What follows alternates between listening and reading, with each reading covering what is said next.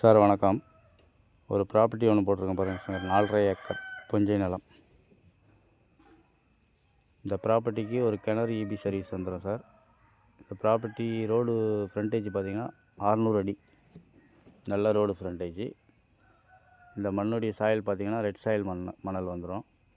ஒரு அருமையான property sir இது. இது வந்து ஃபார்ம் ஹவுஸ் பண்ணுறதுக்கு அருமையான ப்ராப்பர்ட்டி. விவசாயமும் பண்ணிக்கலாம்.